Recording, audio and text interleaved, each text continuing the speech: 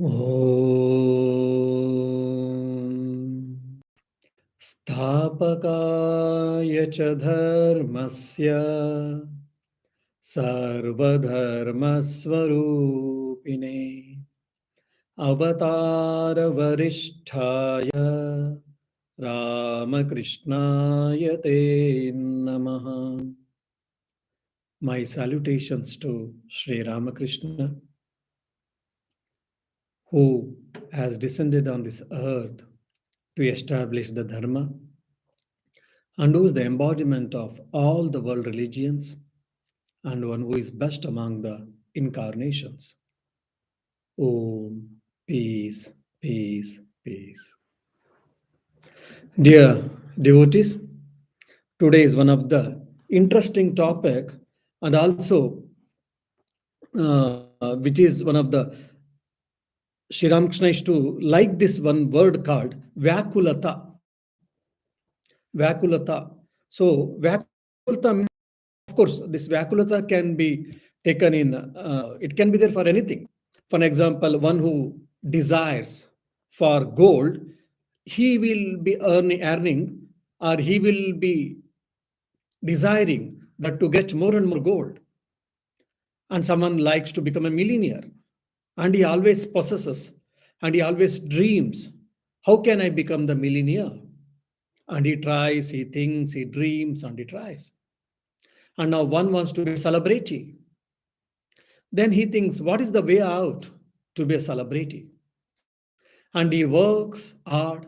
If he's successful, he will be happy. If not, then he will feel morose. Similarly, one wants to be a good athlete, good man. He works, he dreams, and if it happens, if his dreams become true, he is happy. Otherwise, he feel again unhappy. He may be morose. He may be crying that I couldn't attain, I couldn't achieve. So similarly, whatever the path or whatever our desires, whatever our goals are there, towards this, we always think, how can I achieve it? How can I attain it? How can I reach it? Or how can I make that true? My wish can become true. Now, the same force, the same emotional force, the same intense desire, and the same longingness, when it is turned towards God, that is called Vyakulata. Sri Ramakrishna says, to have a God realization, to have the self-realization, to have the experience of divine, one needs this longingness, yearning. And it tells beautifully the importance of this longingness, it tells. Just like before the sunrise, before when we can see physically sun, before that the sky, the horizon becomes a golden hue color or a maybe orange color. That means there soon there will be sunrise. We'll be able to see the sun very soon. So similarly, if you have got that intense longing, intense desire to experience the God, face to face to see the God, and to talk with the God, then what happens? When this longingness, if it is an intense desire, intenseness, if it is there, then very shortly you will have that God realization. Very shortly you will have the self-realization. So this is utmost for God realization or for self-realization in the spiritual life, according to the great master, Sri Ramakrishna. Now, the same intense longingness, when it is there in the mundane matters, in the empirical matters, then our success becomes easy. Why? Because there is an intense desire, longingness to reach, to attain, to achieve. For an example, one wants to be a manager in a company. He is working hard 10, 12 hours. He has to take care of his family. He has to take care of his personal life, professional life, social life, all these things. But in spite of that, he doesn't bother to work for 10 to 12 hours. Why? Because he thinks that because of my hard work and with my along with the skills, I can become the general manager. Now, one of his friend or a colleague, He's working 8 to 9 or 10 hours. Most of the time, it is 8 hours only. But still, he may feel it is a burden, it is a cumbersome, or it is too much for him. He's not able to go there, he's not able to come here. All these, what do you say, comments and lamenting, crying will be there because he doesn't have intense desire to achieve something. So, this intense longingness, intense desire in whichever field, if it is there, in the prospective field, attaining and reaching the goal will become very easy and it will become very quicker. And for example, a lover, he or she feels for the loved ones intense longingness. When can I meet him or her? When can I talk with him or her? When can we have a chat with him or her? So that intense desire and longingness, that is called empirical love. The same thing which may give a higher realm when it is turned towards God, that is called devotion, that is called vakulata, that is called intense longing or yearning for God. From that, what happens? You'll be able to reach, attain the Supreme Self, that is God. Now, one disciple approaches and he asks Sri Ramakrishna, how one should long for God. The longing for God, Vakulata, you keep on saying that. How we can have it? How can we develop? Or how to understand that how much longingness we should have for the God realization, for the self-realization. Sri Ramakrishna gave a simple, beautiful anecdote story. That is the greatness of all the saints and prophets. They don't go for big philosophies. They don't tell in a very formal way or in a very terse way or in a very complicated way. In a very simple layman's language or in the day-to-day stories, taking the help of day-to-day living, they explain the highest philosophy, the sublime philosophy, and very subtle philosophy. Sri Ramakrishna narrated a beautiful story, a simple and beautiful story. The story goes like this. A disciple wanted to realize God, but he was unable to understand how much longing should be there for God realization. Then once Guru was aware of it, teacher was aware of it. When the teacher went to early morning bath for a river, in India, olden days, mostly they used to go and have the bath in the fresh open water, maybe in the pond or in the well or in the rivers mostly. So the Guru went to the bath in the maybe a pond or river. Then the disciple also followed him as a respect and also he wanted to serve him so he can carry his clothes. Fine. The Guru went there and he went inside the water and he had a dip and he was having his bath. Then he signaled for his disciple to come inside the water. He kept his clothes and his Guru's clothes on the bank and he also came inside the water. Suddenly, Guru, he holded his head and he put him down inside the water for 2 or 3 or 4 minutes. Imagine someone is pushing inside the water. What will you do?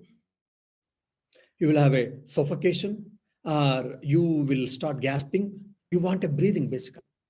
If you are good at pranayama, then you will control for some time. Afterwards, you need breathing.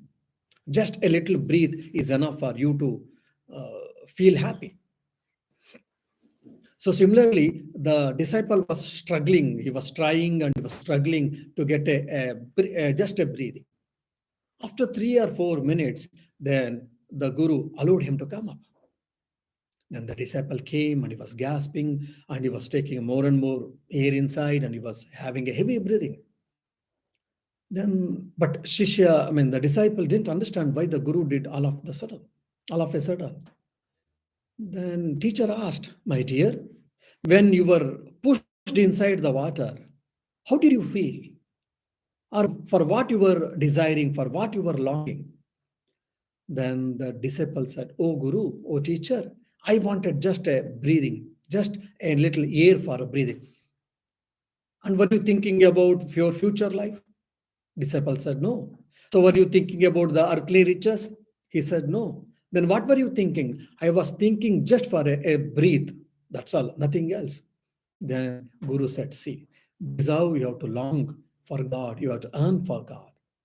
Such type of longing, when you get, it is so easy and it is quite possible for you to reach God, to realize God, to experience the God."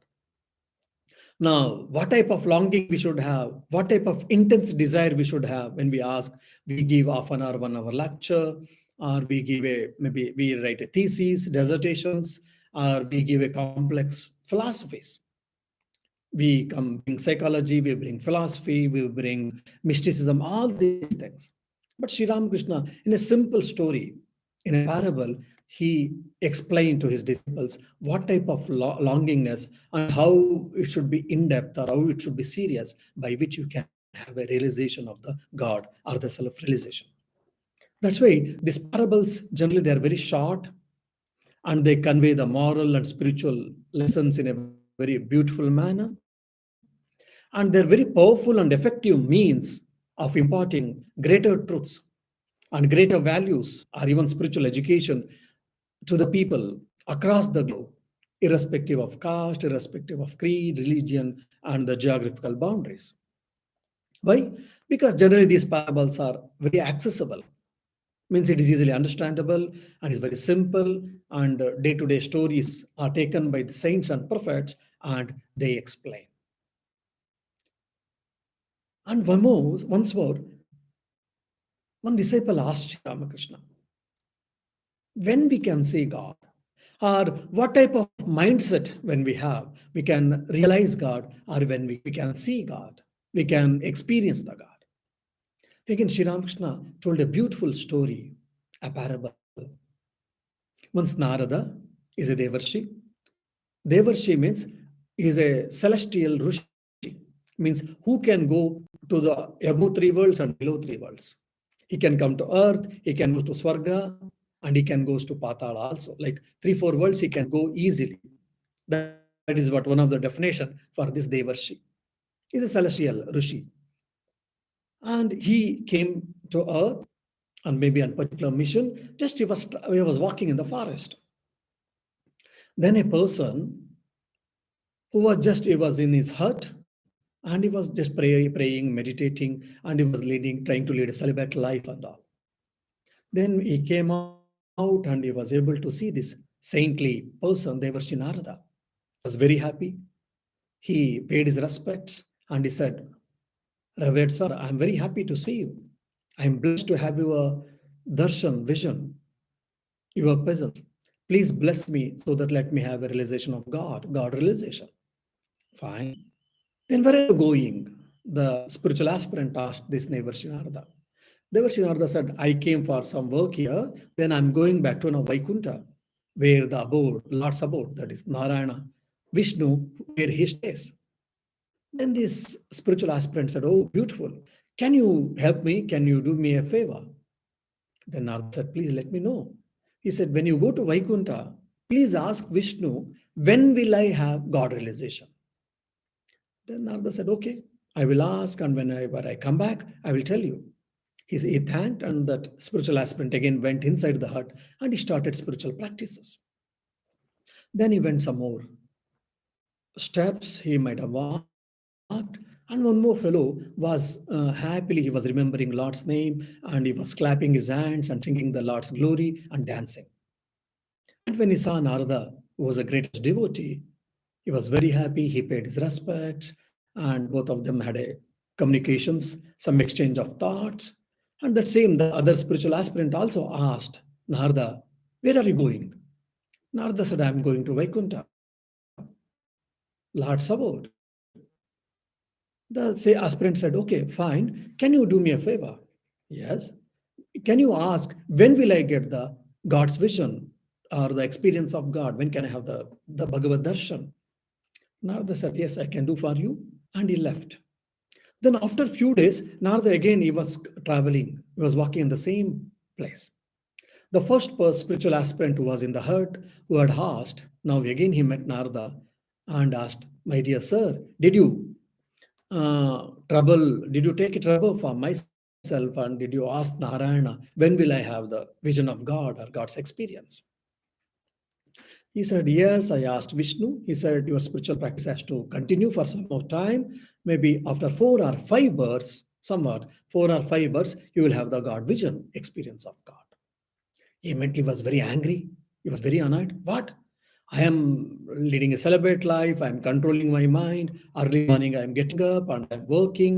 I'm doing meditation, practice, spiritual practices, leaving everything aside.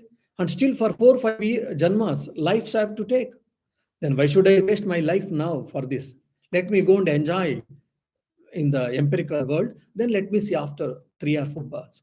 Saying that he left his spiritual practice and he went back to his home. Narada laughed at it and he continued his traveling or walking. The other aspirant who was again he was singing the Lord's names and with a happy he was doing his spiritual practices. Then they had a exchange communication and the fellow asked, "Revered sir, did you ask Lord that when will I have God vision?" Then he was below under a tamarind tree. Tamarind trees are generally very huge tree and with a very small, tiny leaves. So when one branch will have thousands of leaves, small, very tiny leaves. And imagine in one, a big tree, how many thousands can be there? Maybe hundreds, thousands. Then when the spiritual aspirant asked, "When will I have the God realization?" The Narada said, "Look, please don't get disheartened. This is what the Lord Narayana's answer." The spiritual aspirant said, "Fine, sir, please tell me." The Lord Narayana said, "How many the tamarind leaves are there in this tree? So many lives you have to complete, then you will have God realization."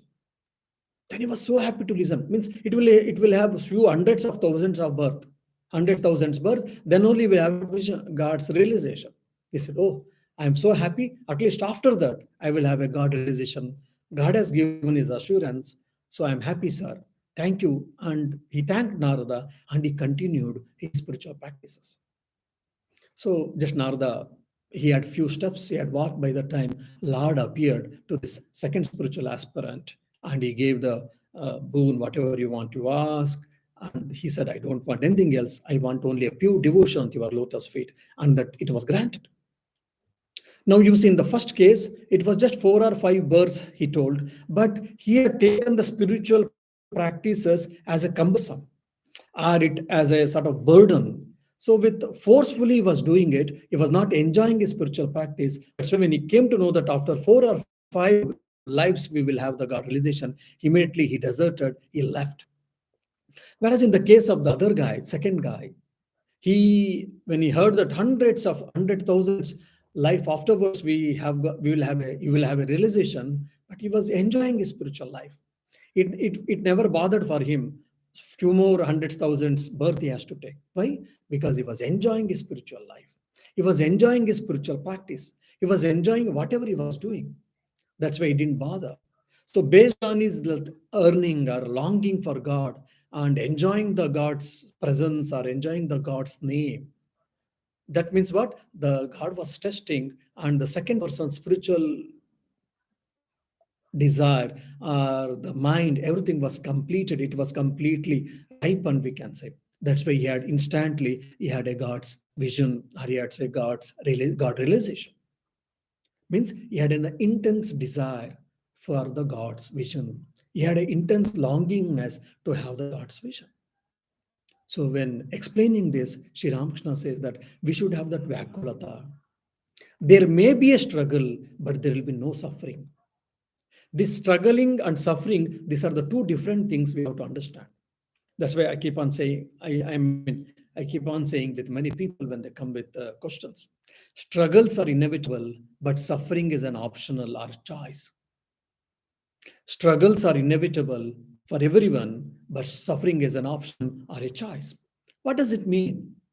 From our birth to death, We have to struggle. We have to face large hardships. We have to face difficult situations. All these things, inevitable. You may be a god. Even God descends on this earth as a human body. When he takes human body, he also has to struggle. Similarly, this body has to, it keeps on struggling against the nature. When our resistance power and comes down, immediately we feel sick. We get maybe fever, we get diarrhea, we get vomiting, or we get some diseases. Why? So our body's resistance has come down. The struggling nature has come down. It has become weak. So similarly, mentally, similarly in spiritually also. So struggling is inevitable. Many times we try to avoid, which is not possible most of the times. But suffering, because I have to struggle, because I have to work hard, because I have to face some circumstances, adverse circumstances, I have to equip myself and I have to struggle and I have to face it and I have to rise myself. I have to come up myself, come up from all these problems. Instead of that, we keep on lamenting, we keep on crying, and we keep on suffering. Why? Because we feel that this is a burden, this is a burden, this is a burden. So our suffering is nothing but the reaction to the situation, reaction to the person. So that reaction should be not be there. Instead of that, it should be a response. From reaction, we should shift ourselves to the response. When you start responding to the action, situation, when you start responding to the people, then what happens? There will be suffering will be less, resistance will be less, the progress will be quicker. So in this angle, I'm telling struggles are inevitable, but suffering is a choice. Suffering is an option which is left to us. So in all the great people you see, like even Swami Vivekananda, he had to struggle a lot. The day his father passed away, until he's leaving his mortal coil, he had to face a lot of struggles. First, even though they were all from the aristocratic family, after his father passing away, in a day or two, they had to lost all the property was lost, and they came. I mean, they're just homeless people.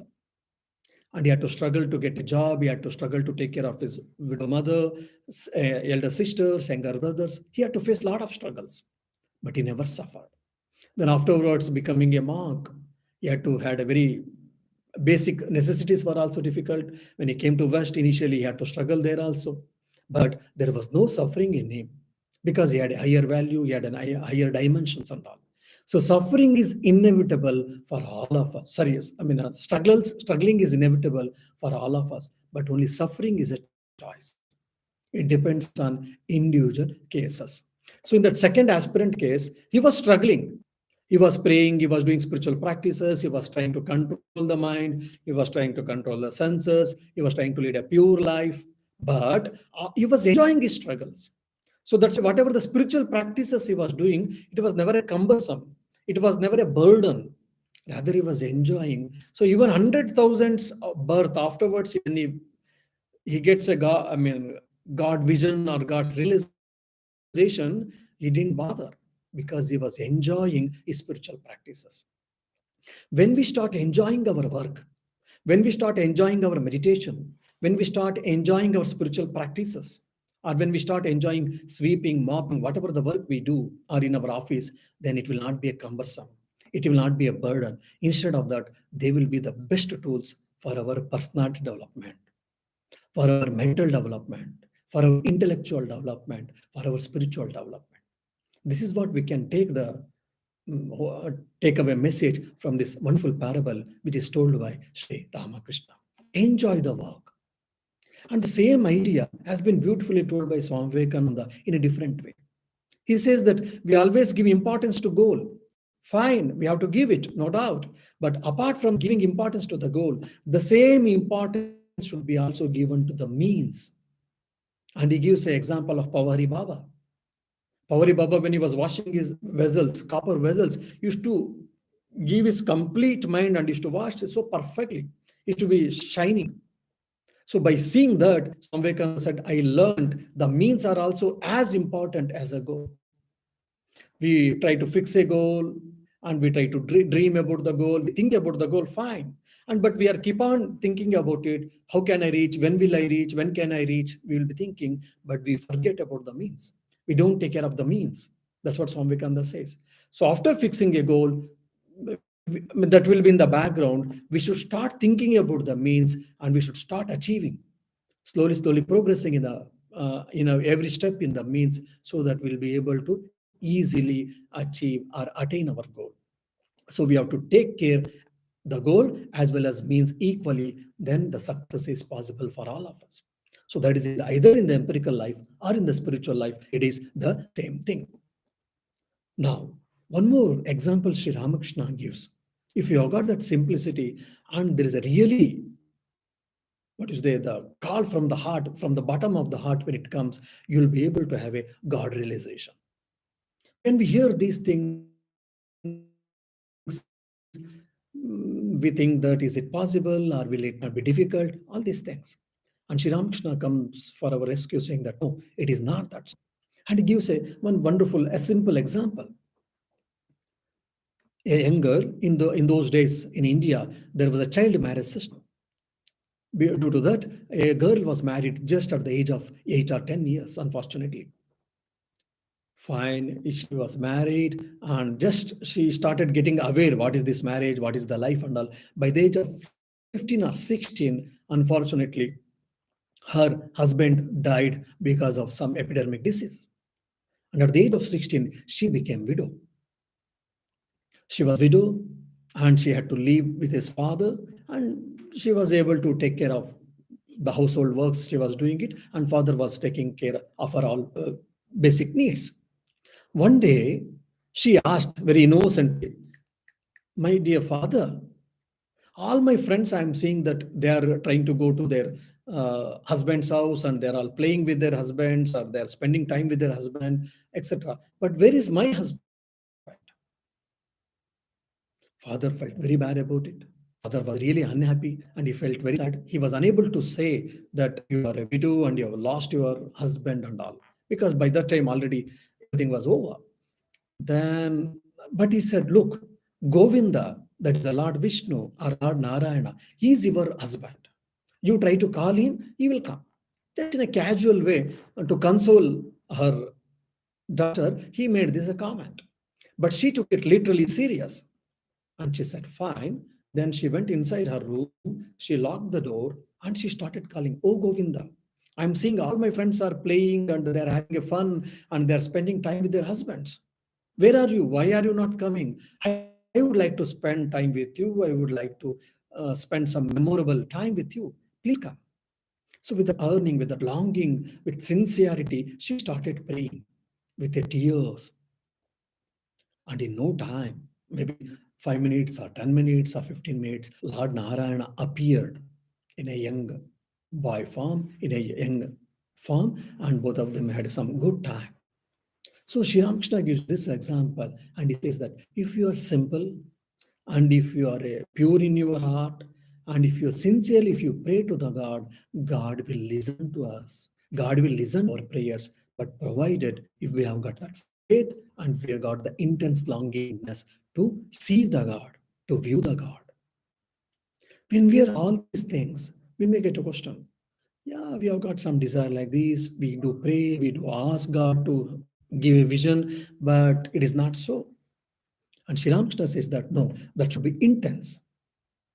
How to understand? Already one example I have given. The guru put his disciple inside the water, and after 3 minutes, he allowed him to come out, and he asked, "How are you feeling now? Or what were you feeling when you were inside the water?" He said, I wanted a gasp of breath, or I wanted just to breathe. So, same intense longingness, if you have got, then you will have a God vision. And Sri Ramakrishna gives one more example that, look, now a thief came to know that in particular someone's house there is a gold and money. When he hears that, can he be simple? Can he be peaceful? Can he keep quiet? No, his mind will be thinking seriously. How can I go to his house, and what time I can go, and what time I can loot that money and the gold, and I can make all the property or all the riches mine. He will be keep on thinking. He will become restless. He can't sleep even. He'll be planning what to do, how to do, when to do. All these things will be planning. He will not be able to eat properly. Will not be able to sleep properly. His mind will be completely obsessed with that idea. How can I get that gold and money for myself? So such type of intense longingness, if you can get it, then definitely one can have God realization or one can have self realization. So when you see in this Sri Ramakrishna's parables, we understand very clearly what is that? Universal themes: love, compassion, longingness, simplicity, purity, devotion. Devotion means divine love. All the great universal values has been told, has been explained by Sri Ramakrishna in very simple manner. Anyone can understand. One more thing, the beauty of these parables, when I was thinking, what I understand is memorability. When we read some high philosophies, like whoever studied Brahma Sutra, for an example, Athato Brahma Jignasa, Atha means Mangalartha or Anantartha, Ataha means then after, Brahma Jignasa means Natum, Brahman means what is that? All these things, whoever knows bit Sanskrit, whoever studied Advaita Vedanta in deep, will be able to understand what I'm saying. So all these philosophies, sometimes it can be intricate things also. You hear all these things, to certain extent you might have understood, or at that given point of time you have understood. After some time when we ask, or if you think yourself, many things might have evaporated from your mind. Many things will not be able to connect. Okay, this thought, that thought, what was the connection in between? Because they are in a very terse form. But whereas if these highest philosophies, very sublime philosophies, when they are explained through stories, through tales, through parables, then that story will be very clear, or will have a deep impact on your mind. You will understand what does it mean, what does that philosophy, or what does that universal truth, what it's mean, and how to put into practice. That's why this parables consists of universal values and also memorability. And there's a this has been practiced, or this has been adopted by all the saints, prophets, or the acharyas, the great world teachers like Shankara, Ramanuja, Madhva, in all their commentaries or in all their teachings. And again, one more interesting story. I think it is not told by Sri Ramakrishna, rather it was told by Jesus Christ, whom God loves, whom God loves. Now, a millionaire was there. He had quite a number of workers, laborers under him who were working for him. Among them, there were three laborers. He used to believe them completely, and they were very close to him. He was very close to them. They used to have a very open discussion, exchange of thoughts and whatever. And these three were very obedient. So anything has to happen, he used to get it done, the work through these guys, and he used to completely depend on them and completely believe in them. Once this person wanted to go somewhere, maybe like for example, a European tour, then he gave 300 euros for these three workers and said, look, this 300 euros I'm giving you. You can use or you can spend this 300 euros however you wish. He gave 300 euros for these three people, and he asked, 1 month I will not be there, so please look after the house and please look after the farm well. Then the three people said, yes, sir, we will do it. And of course, they were looking after well their farm, and owner's property, everything was well maintained by these guys. And they were also taking the help of other laborers, co-workers. Then one person, he took the literally his master's words that you have to take care of it. He went and he opened one iron casket, and he put there and he closed it and he locked it and he kept in a safe place so that no one will steal this 300 euros. So when his master comes, he can give back this 300 euros completely, so that his master will be very happy. He decided and he did it. The other fellow thought, and said, okay, my master gave 300 euros and he said, you take care of it. You can spend whatever you want, you can do it, he said. So instead of keeping with myself, and for my biological needs or for my day-to-day needs, already I'm getting salary. That is more than enough for me. So this 300 euros, let me increase it. Then he invested this 300 euros in the share market. So by the time when the master came in a month, it was more or less, say you can say 300 euros. It got increased 10 times and he was able to get 3,000 euros. Then other fellow, He got 300 euros. He was also thinking, what can I do? What should I do? He thought, let me increase it, let me multiple this 300 euros. Then what can I do? Then he was good at business. So he purchased some commodities. In his free time, he used to sell the commodities with profit, maybe 10 or 20% of profit. So similarly, doing that, around 2000, 2300 euros he had made. The master came, and the person who had made 3000 euros said, Sir, you had given 300 euros and had invested this 300 euros in the share market. Now it became 3000 euros. It has become, please take. And he gave with a sincerely he gave. The master was very happy. He said, I'm very happy and my confidence has increased in you. Very good. Thank you. But I don't need it. This is your money. You keep this 3000 euros with yourself and you can do whatever you want. Then obviously the worker was happy and he thanked him and he kept the 3000 euros in his pocket. The other guy said, Sir, I did some business and I got around 1300 euros. Please, this is the money, take here.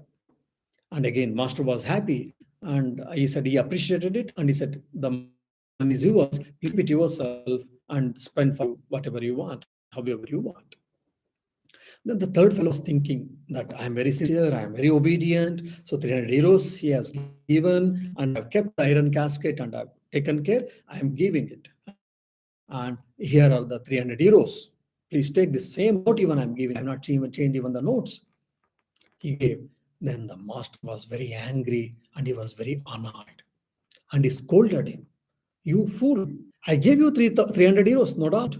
But I didn't ask you to keep in a basket or a casket and protect you. You could see the other two guys, they increased it, they multiplied it. Why couldn't you do it? And you were a hardworking person. Why didn't you think in this manner? You are a fool. And if I give little more money, you will not be able to make use of it. Give this 300 euros. And he snatched that 300 euros even. So this fellow was feeling bad. So many times we work hard, no doubt. With hard work, we need skills also. This is what very important. Or just I followed my master instruction literally. Yes. But it is not so all the time. So God has given intelligence for us. God has given some brain for us. God has given so much energy for us. God has given this life for all of us. So we should make use of it. And we should get whatever is possible more, either for personal life or for society or for internal life or external life or for empirical life or for spiritual life. Whatever God has given for us already, we should make use of that resource. We should utilize these resources and we should make best of it. Then what happens? God gives more and more. See, 300 euros were given for all the three. The other two guys, they made one 3000, the other made 2300. That 3000 euros and 2300 euros were given back for them. And he said, however you want, you spend it. And if they're intelligent enough, they do business and they may invest in share and they may get more and more money. Here the takeaway message is what? Whatever God has given the energy for us, we should start making use of it. Then God gives more and more, more and more, more and more energy, more and more freedom. Whereas God has given, we keep on commenting, we keep on lamenting, or we don't increase ourselves. We don't grow ourselves. If it is so, either the nature or God doesn't give much extra energy, extra power, extra freedom for us. This is what the message or the moral we have to understand from the story. So we should make use of our things. That's what Sri Ramakrishna says. Sri Ramakrishna always used to say that we should never be lazy. We should never be lethargy and we should never be like parasites depending on someone. We should work. We should be cheerful. We should be active. And we should be a contributor personality. So Sri Ramakrishna's message was what?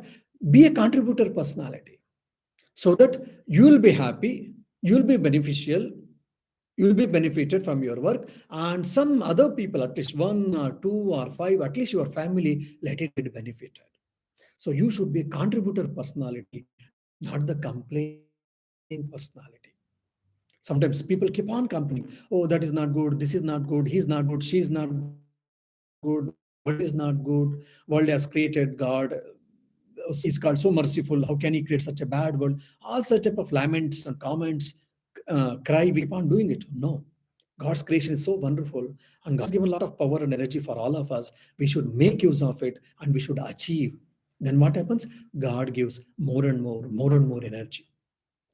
And the same, the beautiful truth philosophy, he tells in a simple way that look, someone asked me, sir, how much have you studied? I said, I have not studied anything. Then how can you speak for hours together, and how you are able to give so many, what you say, teachings or the examples from the scriptures? Sri Ramakrishna said, look, I don't know anything. I'm a just child of a mother. But when I'm talking, when my knowledge is getting, what do you say, empty, then mother pushes. Mother gives some more ideas, some more thoughts, some more examples. Then I'm talking. So I am just an instrumental in the hands of Universal Mother. So Universal Mother is talking through me. That means he has become a perfect instrument. How? By his sadhana, by his vakulata. He achieved, he saw the mother. Not only that, he continued his spiritual practices, and his individual ego has been merged with that supreme ego. His individual consciousness was merged with supreme consciousness. His individuality is aligned with the universality. That's why he has got a universal mind. He has got a cosmic mind. So he's in tune with that cosmic mind. So he gets the power, he gets the energy, he gets the ideas, thoughts from all the nook and corner. The same idea has been given in the Upanishads and in the Vedas also. Let me hear all the good thoughts from this world. Let me see all the good things in this world. Let me do all the good things in the world. And not only that, all the good, auspicious thoughts, let it come from different directions to us. What does it mean? All these thoughts, good thoughts are there in this universe. So if my mind is open, then I can receive them and I can put into practice. It is just like electromagnetic spectrum. When, for or rather mobile, my mobile is an old mobile, only it acts with a 3G. Though there is a 4G and 5G here, because my mobile only can receive 3G, only it can. But little advanced mobile means it can take 4G spectrum, wave spectrums. And if it is the latest mobile, then it can receive the 5G spectrum also. So there, either frequency or wavelength is getting increased. So similarly, when we keep on increasing our wavelength of the mind, means when we are what do you say, rising ourselves mentally more and more, we'll be able to tune ourselves to the divine more and more, and we'll be able to see and feel and experience that divine. That's what Sri Ramakrishna wants to convey for all of us. So how can I experience the divine? Rise your conscience, raise your consciousness, or rise your mind, rise your thoughts. Generally, most of the time, we are thinking, I am a body, I am body, I am body. Some people may be thinking, I am mind. Some people, I'm thinking thoughts. Some people may be thinking, I am the emotions. So their central point will be either in all of this. Some will be thinking that I am the self. So by constant practice and struggle, we can keep on increasing that. I think there's a very funny story with Albert Einstein. Once Albert Einstein was supposed to go to a program where the chancellor, the president, and the prime minister, bureaucrats, and some industrialists, the cream of the society were supposed to come to the function. And it was a huge gathering. So Albert Einstein was called as a special invitee and to give his speech. The morning he had finished his ablutions, he had finished his breakfast, and he had prepared himself and he was about to leave his room. Now, Albert Einstein's wife came and he said, Mr. Einstein, are you going with this dress? She asked. Albert Einstein looked from top to bottom. He looked himself from top to bottom and he said, yes. Then she asked, how can you go with this dress? Albert Einstein, again, once more, he looked into his dress and he said, what happened? The dress is washed and it has been ironed and there is no problem and there is no way torn or whatever. And the clothes are not shabby. So what is the problem with these clothes? Then Albert Einstein's wife said, yeah, I mean, there's no problem in the clothes. They're well washed and they're well ironed. I have done it, no doubt. But you have got the new clothes. Or you got the best clothes. Why don't you wear them? Then Albert Einstein beautifully told, look, I am not going to fancy dress competition. I'm going to give a talk. People are coming to see me fine. People are coming to listen to my talk, listen to my knowledge, listen to my ideas, not to see what dress I'm wearing. So in a civilized society, we have to wear a civilized dress. It is civilized more than that, more than enough. That's enough. He said, "No, don't worry," he said to his wife, and he left. Here you see, his mind is always at the level of thoughts. His intellectually is always thinking about some concepts or about some subject or something. That's why he was able to discover and invent many things. So he discovered, he invented. That means already whichever is existing, he only discovered, he invented. So his mind was tuned to that highest frequency. So even we can also can tune to the our we can raise our mind and we can tune to that frequency. Then we can know, we can understand, we can experience. Even we can become scientists. We can discover, we can invent. So even the rishis, whatever in the Vedic rishis, the rishis are nothing but scientists. They were spiritual scientists most of the time, and some of them were also materialistic scientists. They found different weapons, they found Ayurveda, they found astronomy, all these things. How? Because they studied their mind. So as Swami Vivekananda says, they studied their mind and they raised themselves and they were able to understand this greater truths which is existing already in the universe. So this is possible for all of us. And these are the few simple stories which Sri Ramakrishna, Swami Vivekananda, Jesus Christ, Buddha, they have told. The highest philosophy has been explained in a very simple way, in a very any layman even can understand those through these parables. And Sri Ramakrishna's unique art is explaining the highest philosophy in a simple layman's language, the most possible simplest language Sri Ramakrishna has explained, but which is very profound. Sri Ramakrishna's life itself is the greatest testimony, or it is greatest proof, or greatest probably the ideal how one should love God, or one should have a longing for God, so that we can have a God realization, we can have a self realization, or we can experience the divine. May Sri Ramakrishna bless all of us so that we shall also have that divine love towards the God, and we should have more and more longingness towards experiencing the divine, experiencing the self.